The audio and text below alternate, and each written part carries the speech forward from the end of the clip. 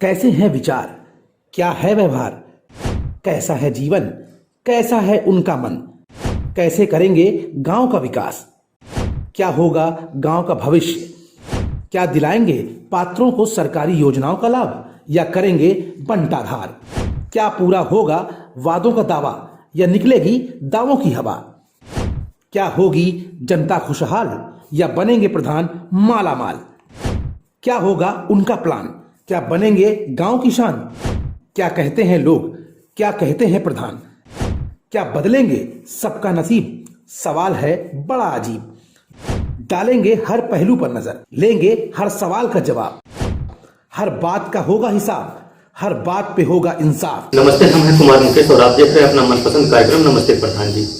उत्तर प्रदेश की त्रिस्तरीय पंचायत चुनाव 4 चरणों में 15, 19, 26 और 29 को संपन्न हो चुकी है, जिसके वोटों का परिणाम भी आ चुका है। उत्तर प्रदेश की कुछ ग्राम पंचायतों में पुराने चेहरों को ही जनता ने उनके कार्यों का इनाम देकर से पुनः जो है जीत का सेहरा बांधा है और अधिकांश ग्राम पंचायतों में नए चेहरों ने अपनी दमदार राजनीति का देश की जूनियर राजनीति में नमस्ते प्रधान जी में कामयाबी दिखाई है। आज हम बात करने जा रहे हैं अयोध्या जनपद के तारुम ब्लॉक के बालापुर ग्राम सभा के नवनिर्वाचित प्रधान घनश्याम चौरसिया जी से। प्रधान जी, आपका बहुत बहुत स्वागत है हमारे कार्यक्रम नमस्ते प्रधान जी। नमस्ते जी। हम कार्यक्रम का शुभारंभ करने से पहले थोड़ा सा आपका परिचय जानना चाहेंगे। हमारा घनश्याम चौरसिया, सनाब आसाराम चौरसिया जी। क्या उम्र होगी आपकी इस समय? 40 साल जी है। 40 साल। हाँ जी। शिक्षा क्या रही होगी आपकी? MA जी कहाँ से किए हैं? लखनऊ विश्वविद्यालय। लखनऊ विश्वविद्यालय हाँ से?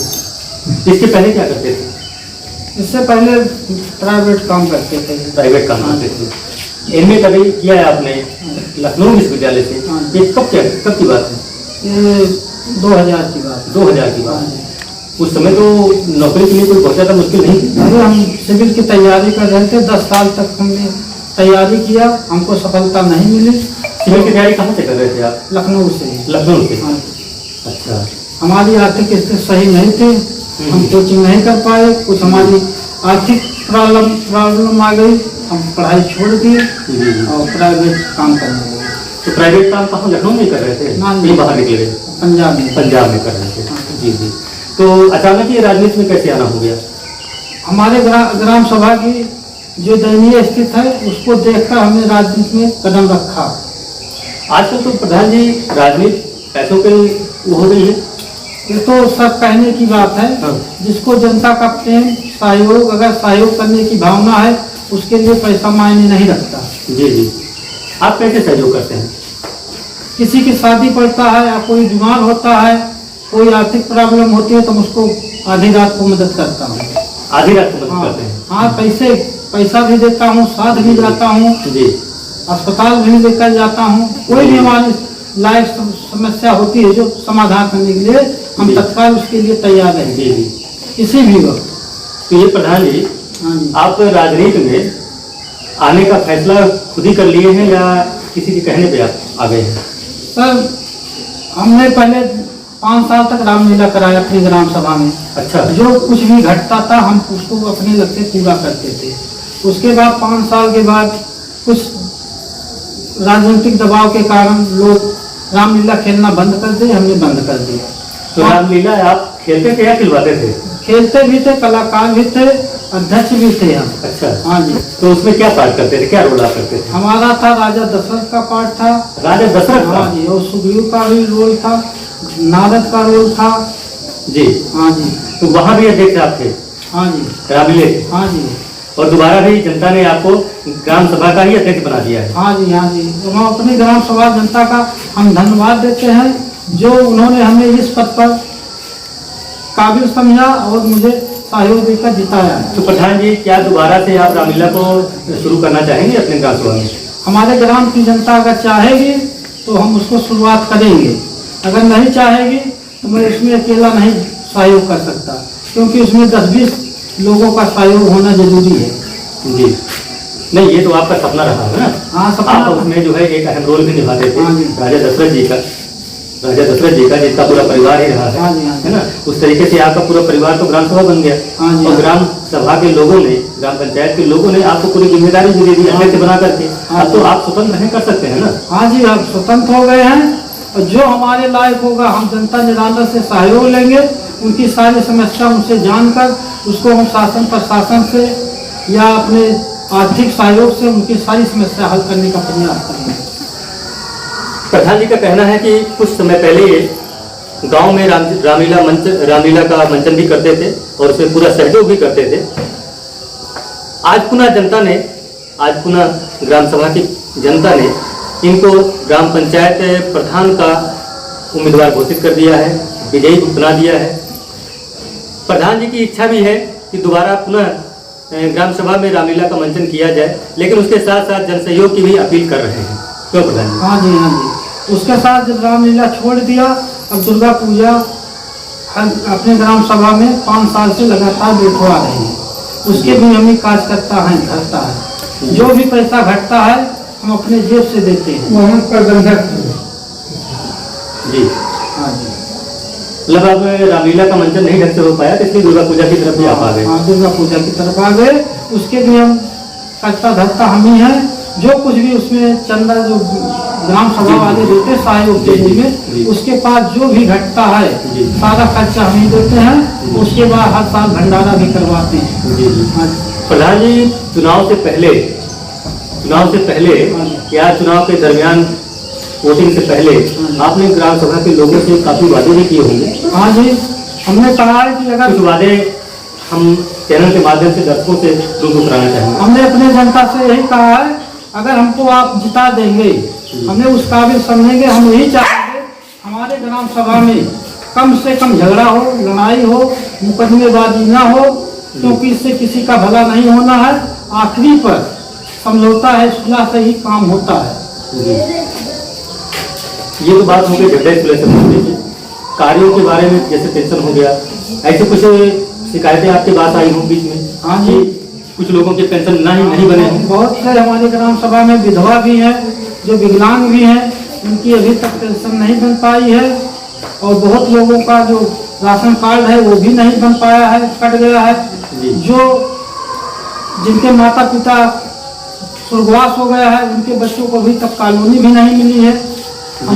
हमने यही चाहा, प्रयास किया है कि अगर जनता प्रधान पद मुक्त कर देती है तो हमारी पहली प्राथमिकता होगी इनको उस श्रेणी में शामिल करेंगे, और सरकार की तरफ से अगर हमको लाभ मिलेगा तो उनको पहला लाभ उन्हीं को देंगे। अब तो प्रधान जी ने गांव की जनता ने आपको चुन लिया है, विजयी बना ही दिया है, तो अब पहली प्राथमिकता है आप किस कार्य को देंगे? पहली प्राथमिकता सब अपने ग्राम सभा की सभी की जिसकी पेंशन बनना है, पहले पेंशन बनवाएंगे। उसके बाद जितने लोगों का राशन कार्ड कटा है उनको राशन कार्ड बनवा कर उनको राशन दिलवाएंगे। उसके बाद तब अपने ग्राम सभा का मनरेगा की तरफ से सभी सड़कों का समतलीकरण और उसका भूमि कार्य करवाएंगे।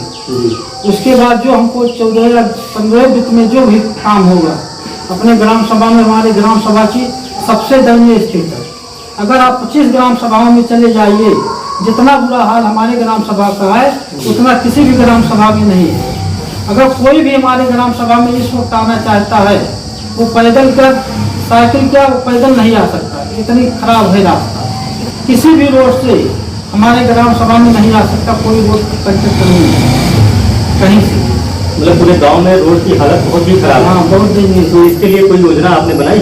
योजना बनाया, पहले कच्चा काम मनरेगा से जो भी काम कराएंगे उसका हमारा जो भी अगर रेशियो से हिसाब से अगर 15 वित्त या 14 वित्त में पैसा आता है, उससे जहाँ जरूरी काम होगा, जहाँ ज़्यादा दिक्कतें आ रही हैं उसको वहाँ पहले काम कराएंगे।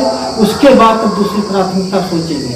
प्रधान जी, पेंशन के बारे में आपने कहा गांव की स्थिति बड़ी खराब है, ऐसे कुछ लिस्टेड आपने किए हैं कि लगभग कितने लोग ऐसे होंगे जो पेंशन पात्र होते हुए पेंशन नहीं पा रहे हैं? कम से कम 20-25 लोग हैं। 20-25 लोग। इसमें कुछ विकलांगों की भी संख्या है? विकलांग भी हैं, 5-6 लोग विकलांग भी हैं, विधवा भी हैं। उनको ना पेंशन मिली ना उनको कॉलोनी भी मिली है। आवास की आपके यहाँ क्या व्यवस्था रही है? आवास की व्यवस्था कम से कम 97-98 आवास मिला है। हमारे यहाँ एक लोगों को डबल ट्रिपल आवास मिला है और किसी को कोई भी आवास नहीं मिला। तो ऐसे लोगों के लिए आपकी तरफ से कोई कार्रवाई? अभी तक हम तो कोई ये गलत हो गया ना प्रधान जी? हाँ, ये गलत हुआ है, लेकिन अभी तक हमने अभी इसके बारे में कोई कार्रवाई किया नहीं। अभी हम अपने नहीं, अब तो जनता ने जिम्मेदारी दे दी है कि हम पात्र हैं, जो पात्र हैं आपके ग्राम सभा में उनको नहीं मिला है, और जो अपात्र हैं हाँ जी, उनको 2-2, 3-3 कॉलोनियां मिल गई हैं। हाँ जी, हाँ जी, आपके अनुसार है? हाँ जी। तो उसके लिए कैसे काम करवाएंगे? काम साहब कर पहले ये करवाएंगे कि देखते हैं लिस्ट में किसको क्या लाभ मिला है। अभी तो हम अभी हमें, लेकिन जिस घर में अभी आप बता रहे हैं कि 2-2, 3-3 बार कॉलोनियां मिल चुकी हैं, वो तो गलत हो गया ना? हाँ, तो गलत हुआ है। सरकारी पैसे का तो दुरुपयोग हुआ। हाँ जी, तो उसको आपकी गर्दी या कुछ और जांच वगैरह कैसे करवाएंगे आप? अब सोच रहे हैं कि लिस्ट निकलवाएंगे, किसको क्या मिला है, किसको ना मिला है, और किसकी कॉलोनी कट गई है, किसने लायक था उसको नहीं मिला, किसको मिला है। उसी के बाद हम निर्णय लेंगे कि हमारी ग्राम सभा में कितना पैसा दुरुपयोग हुआ है, कितना सदुपयोग किया है, उसी हिसाब से हम कार्य करेंगे। ऐसी कुछ शिकायतें भी प्रधान जी आई होंगी कि आवास लेने के लिए कुछ पैसे की मांग भी की गई?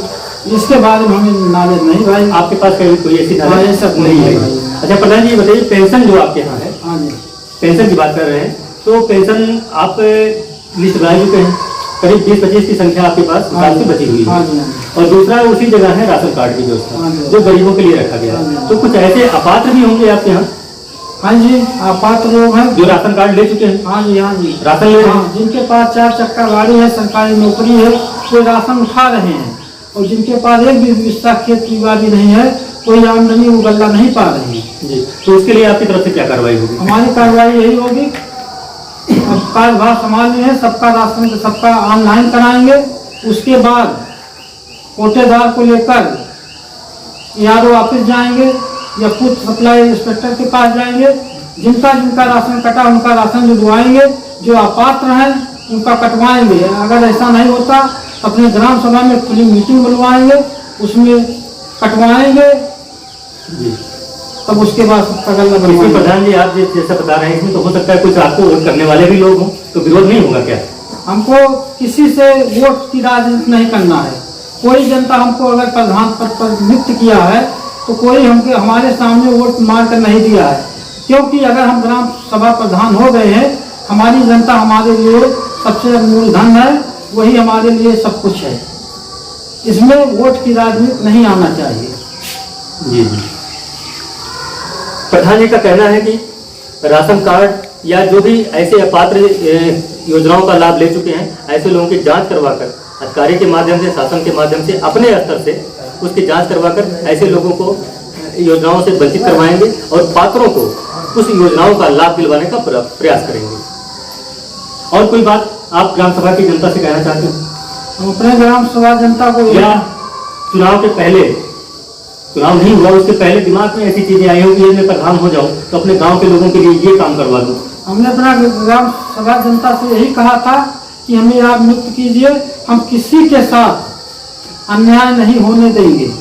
अगर जो जिस लायक होगा, जैसे पात्र होगा, उसको आर्थिक सहायता सरकारी सहयोग से उसको अनुदान दिलाएंगे। उसके बाद जो ज़्यादा जरूरी होगा उसको पहले दिया जाएगा, उसके बाद अवरोही क्रम के अनुसार से जैसे जो पहले जरूरी उसको देंगे, उसके बाद और लाभ आता है तो उसको देंगे, आखिरी पर जो होगा तब बाद में सबको देंगे।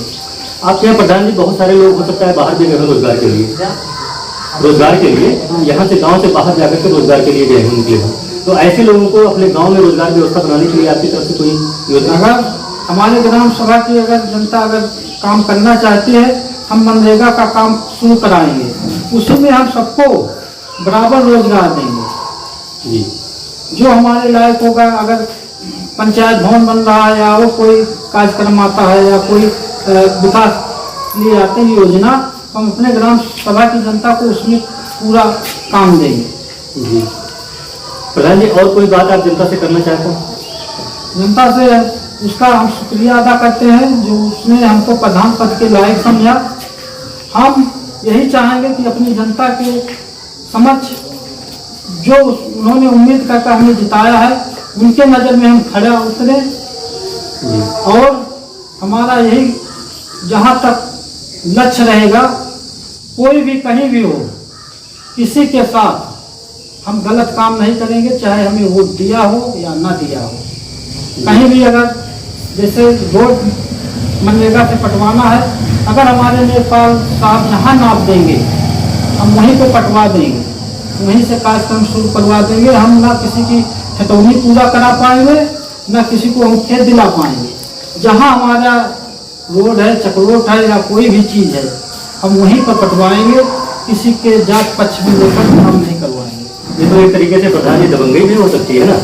आप अपनी मनमानी करेंगे, शासन तो हमेशा सही तो नहीं कर सकता ना।